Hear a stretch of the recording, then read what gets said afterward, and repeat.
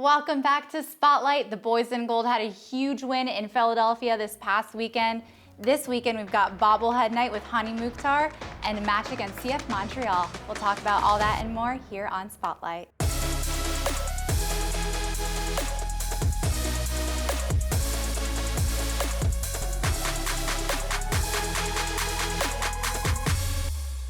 Welcome back, my friends. We are back from an electrifying win. How are you feeling today? Oh, it's hard not to feel good. 2 wins on the trot, vibes are great here at GEODIS Park. Yes, they are. Homecoming for multiple people, yourself included, going back to Philadelphia, BJ Callahan, Dan Lovitz, and before we get into it, it's the type of win, I think, that just puts the rest of the league on notice, right? Nashville turned a lot of heads yesterday. They did, especially with Philadelphia having this undefeated streak, right? They were coming off of that high.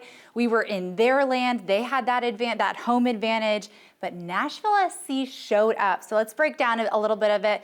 Lucas, what were some of your huge takes from this win? Well, just starting with the goals, guys, right off the training ground, right? The way Nashville went in with the game plan of using the long ball to their advantage. They knew Philly would be aggressive. They knew they'd hold that high line, and that paid off. Nashville had a ton of space in behind, and at the end of the day, they were just more clinical in the big moments, both offensively and defensively, with Joe Willis, and some of the moments where he came up huge. Nashville just executed better than Philly at the most critical points. Yeah, complete victory, right? I mean, everyone from the goalkeeper, Joe Willis, penalty save, robs Daniel Gazdag on the doorstep in the 6-yard box. He feels great about his performance.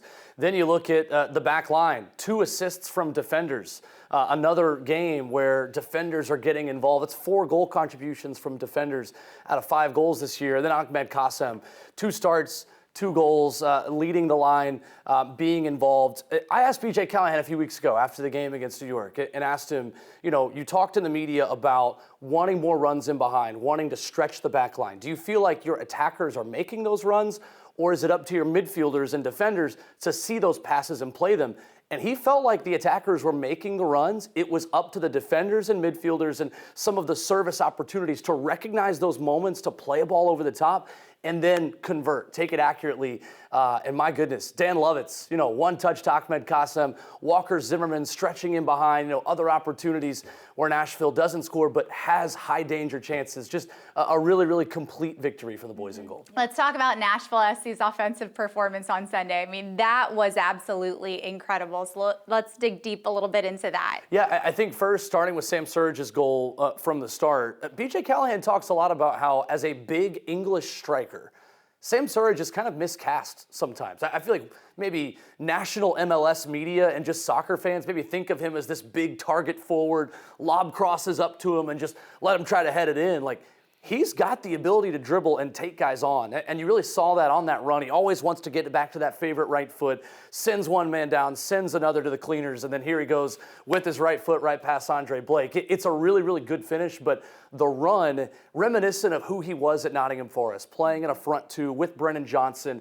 Sam Surridge is so comfortable taking defenders on, and man, you got to have a lot of confidence to cut back twice like that and be able to find the back of the net. And BJ Callahan has referenced that Nottingham Forest tape a lot, and him playing in that 2-striker system, you're right, kind of bucking that trend of a British number 9 poacher striker, right? Sam Surridge can do a lot more than that. And the second goal is kind of following a similar vein, right? A long ball, Dan Lovett's second assist of the season, and it's Ahmed Qasem scoring at a tight angle. And the interesting thing with Qasem, guys, is even though he's playing on the right side of the formation, when you see that lineup graphic come out, in a weird way, he's also given Nashville a ton of balance on the left side because of just how much he ranges, has that freedom, that mobility with the width of the pitch. Nashville's been a little bit reliant on funneling the attack down the right side. In the early stages of the season, it was great in this game to see the left side be just as much of a threat, whether it's Alex Muil or Sam Surridge or Ahmed Qasem ranging over both of those goals in open play coming down the left side. Well, we saw a return of a very important player, Jacob Schaffelberg. I know that the fans at home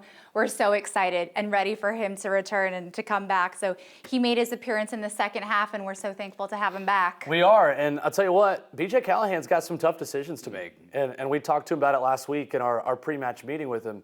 He said, we want to have tough calls as a coaching staff. We want to really have to dig deep into this. And with a lot of the injuries, you kind of the team kind of was what it was at the beginning of the season. It's no disrespect to the guys who were in there, but there weren't as many difficult decisions as there are now with healthy bodies getting back in the team. More and more options just keep coming along, and you saw it in central midfield. Nashville forced to play Matt Corcoran and Wyatt Meyer. Those guys acquitted themselves very, very well. Suddenly you have more options in central midfield, and then on comes Jacob Schaffelberg, obviously a wide player. Ahmed Qasem has really settled in. He's scoring goals. So you're right, good problems to have for BJ Callahan and his staff. Yeah, I mean, it's not just one goal. It's not 2 goals. It was 3 goals. That's right. And each one of them came with such power, came with so much energy.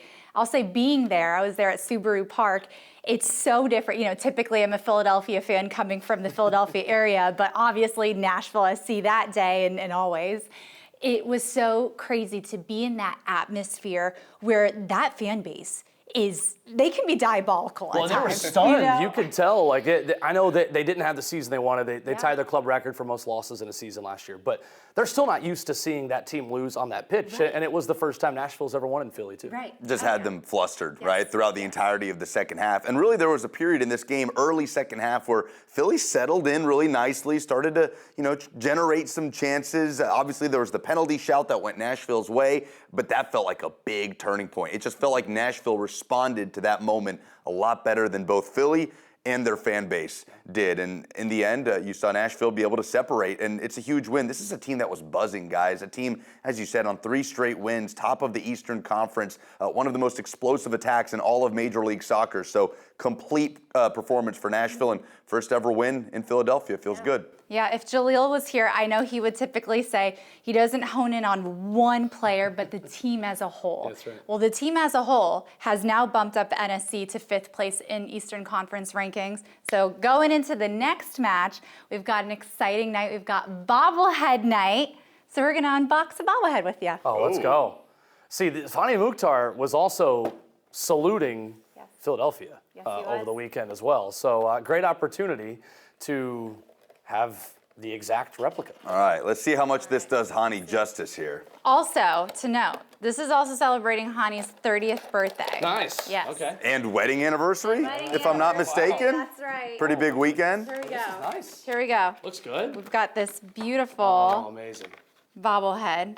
Look at him saluting. I like it. Okay, all right, now see, these can always be a wild card. I feel like these are like whenever you unveil a statue for a player, right? It can go one of 2 ways. I gotta think Hany's gonna be pretty happy with how this has turned out. So like it. you said it's first 10,000 fans? First 10,000 fans at the gate will receive a Fantastic. I love You it. might receive a bobblehead from Will too over here. But yeah, first should've 10,000 saluted with it. fans. Go ahead, let's do it. All right, come on. Let's see your best All right, salute. lift this Come up. on. Come on. Fantastic. I love it. It looks good. Yeah, Looks so very make good. sure that you show up at the gates on Saturday night. First 10,000 fans will receive one. And we've also got a fun commercial to show you along with their bobblehead. Hasta mañana, hermano. See you later, bro.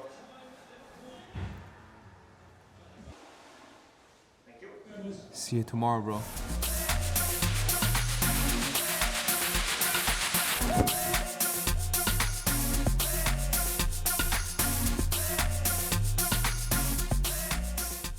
Let's take a look at the matchup this weekend. It's Nashville SC versus CF Montreal this Saturday here at GEODIS Park. Will, let's start with you.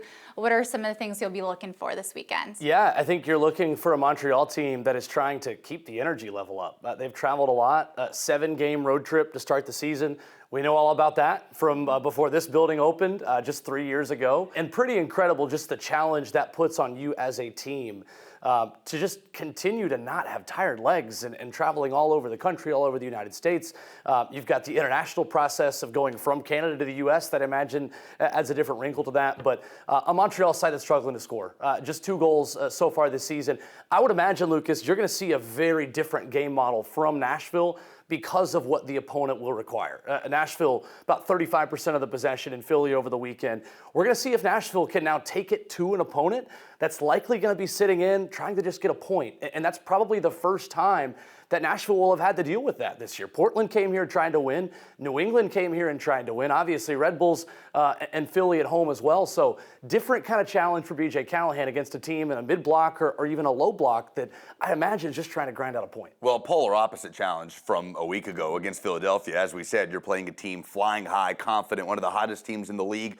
It's quite the opposite this week. Montreal snapped a 3-game losing skid on Saturday with a scoreless draw against DC, but as you said, only 2 goals. Both of those were scored on match day 1. So they're on a 3-week stretch here of not even finding the back of the net. This is not a team that's confident. Now, in Major League Soccer, that can go one of 2 ways, right? That can play into your hands, and that momentum just kind of builds in your favor, or you can face a team that's desperate, that's hungry, and is going to snap that streak eventually. So you obviously have to be prepared for every scenario here, and you're right. This is a team that isn't going to be able to control the game, and that's not a place Montreal wants to be under Laurent Courtois. They want the ball. They want possession. They average over 53% of the ball per 90 this season. So that's out of their comfort zone in and of itself to sit back and absorb that pressure, see if Nashville can take advantage at home. All right. What's your one key to the match for the boys in gold? Let's just play your game. I mentioned Montreal wants the ball. They average 53.3% possession. That's 9th in MLS. Nashville is 8th at over 54%.